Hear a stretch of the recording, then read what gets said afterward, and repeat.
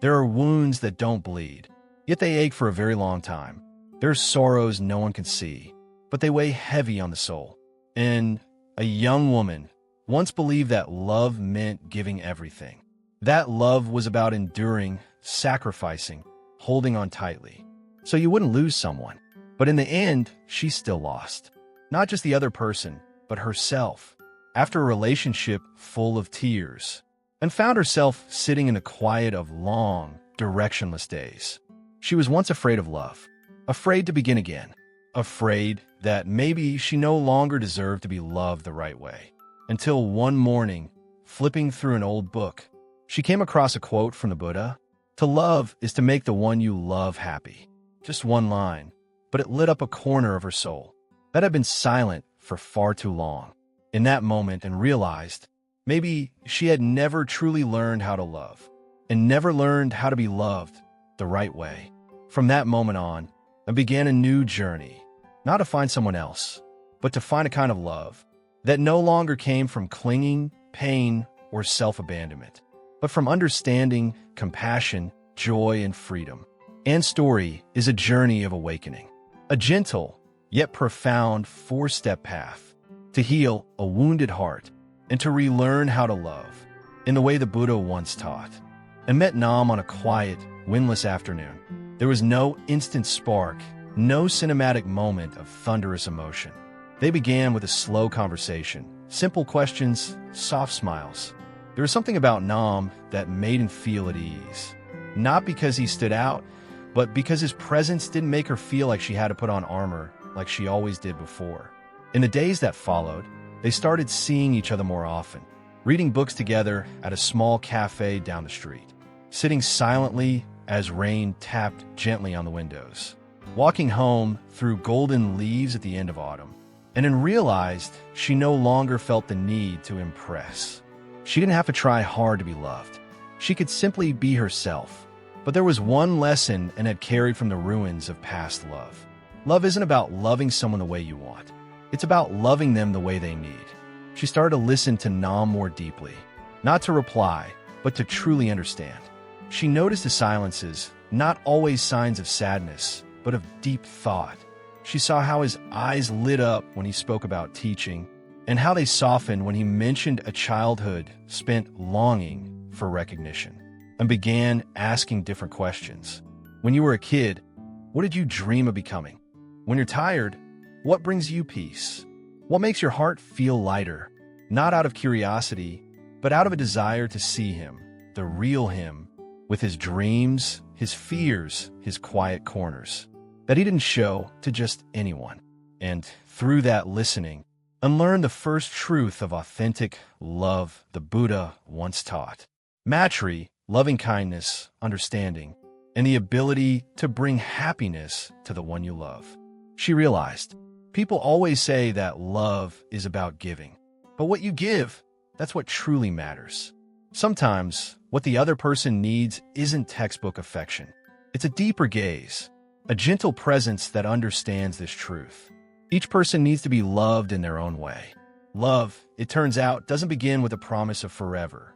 It begins with a gaze deep enough to see someone's soul and a willingness to learn how to love them, not by some perfect formula, but by who they truly are.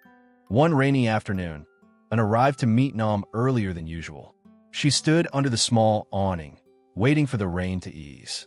Through the glass window, she saw him sitting there, but the warmth that usually lit up his smile was missing. His eyes looked tired. His face carried a quiet weariness. She stepped inside and gently asked, "Is something wrong today?" Nam just shook his head and gave a faint smile. "It's nothing. I'm used to it." Just a short sentence, but something in it caught in Anne's chest. She realized some pain doesn't need to be questioned, but it deeply needs to be heard. That night, they sat beside each other for a long time. No need for many words, and simply sat there, her hand gently holding his. No urging, no discomfort, just presence, understanding, softness. And then Nam began to open up about work pressure, about the silent expectations he'd carried for years, about the sleepless nights no one ever noticed, about the loneliness that often hides behind things others admire. and listened quietly, word by word, as if she were hearing a sad piece of music from somewhere deep within his soul. She began to understand. Karuṇā, compassion, isn't pity. It's a form of love that listens to pain, not to fix it, not to erase it, but to simply be there so the person you love knows. They don't have to walk through the darkness alone, and started asking Nam more, not just about what made him happy, but what made him feel tired. She learned to notice when his silences lasted a bit longer, when his gaze wandered a little farther than usual. She began asking, "Is there anything you'd like to share today? If you're feeling tired, we can just sit in silence for a while." Little by little, she became a safe place.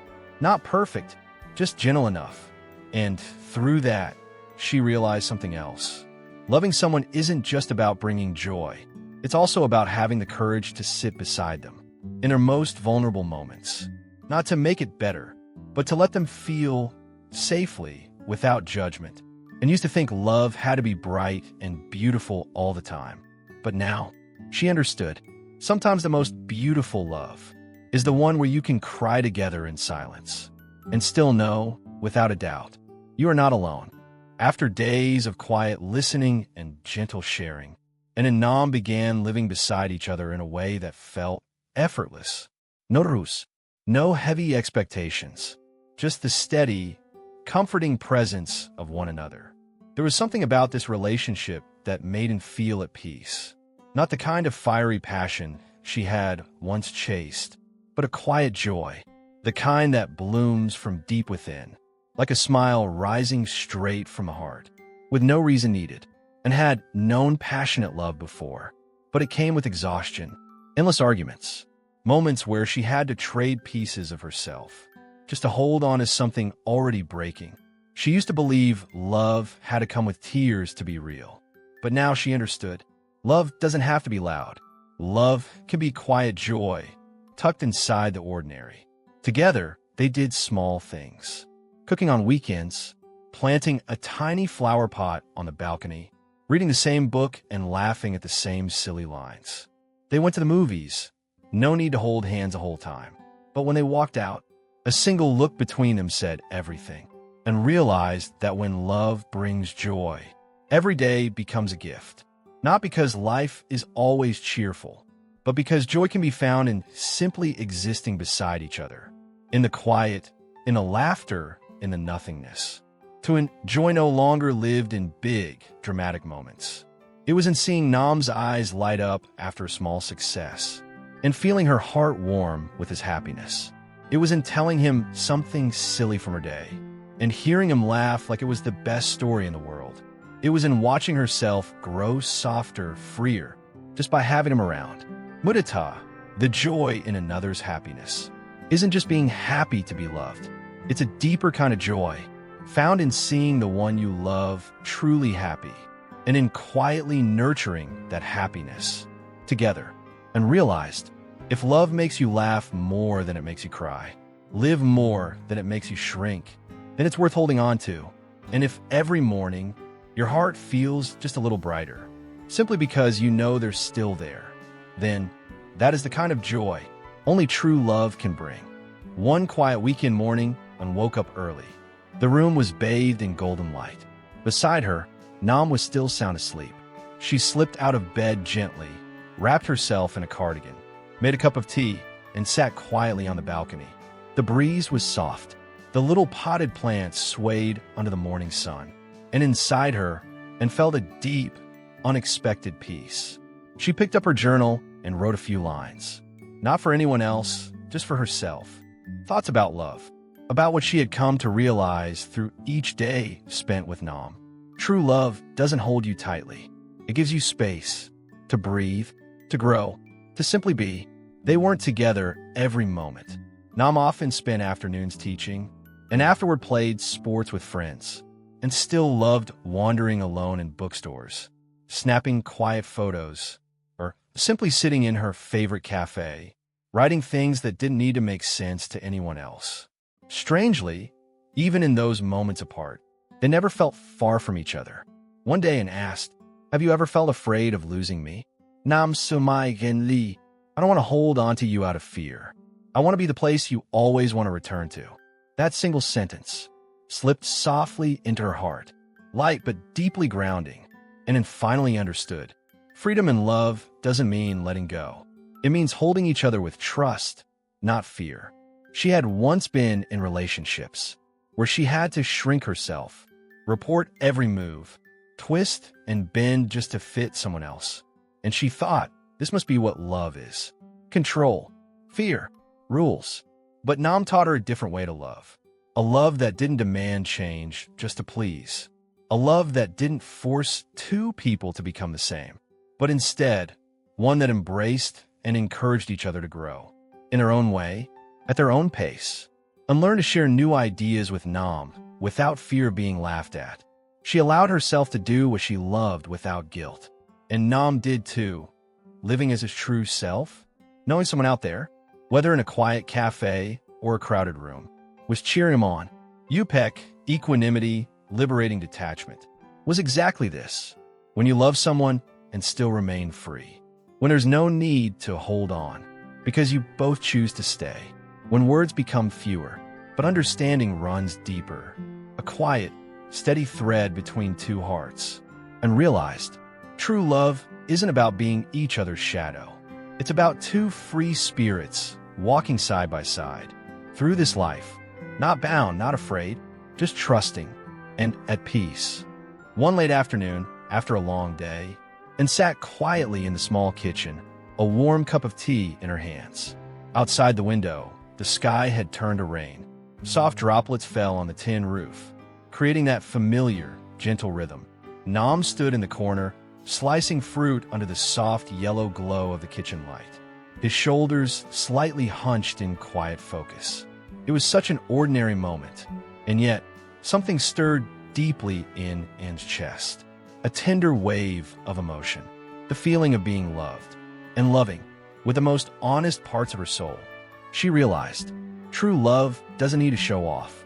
It doesn't come from grand gestures or dramatic promises.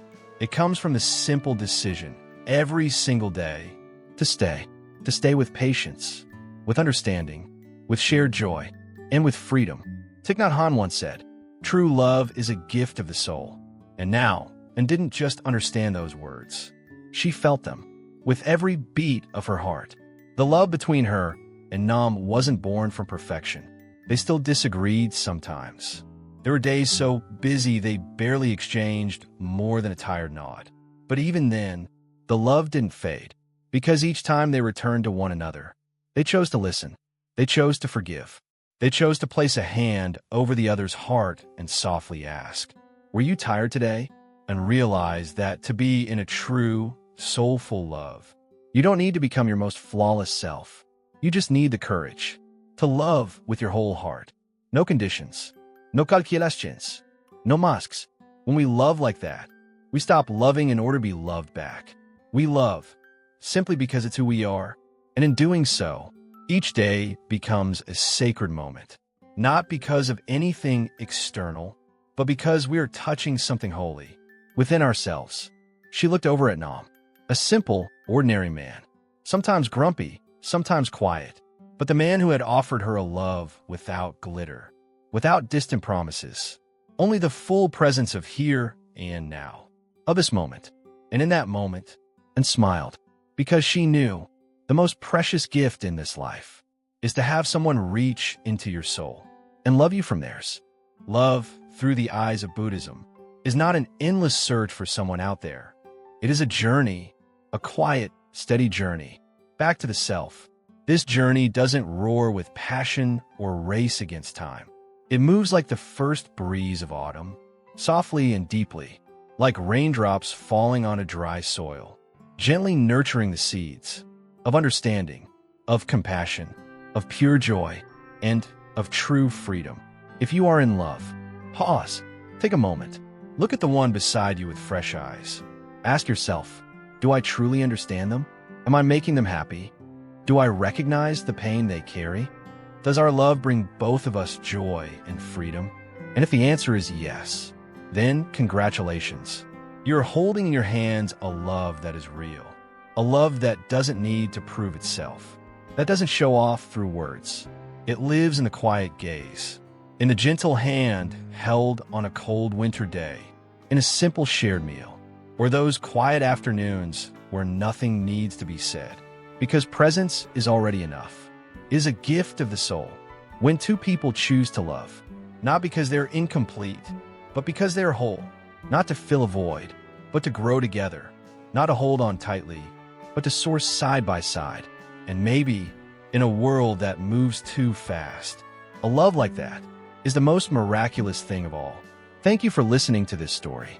I hope you soon find, or perhaps remember, that true love has always been within your heart. And as the Buddha once said, true love is a gift of the soul. To love and be loved is its own kind of awakening.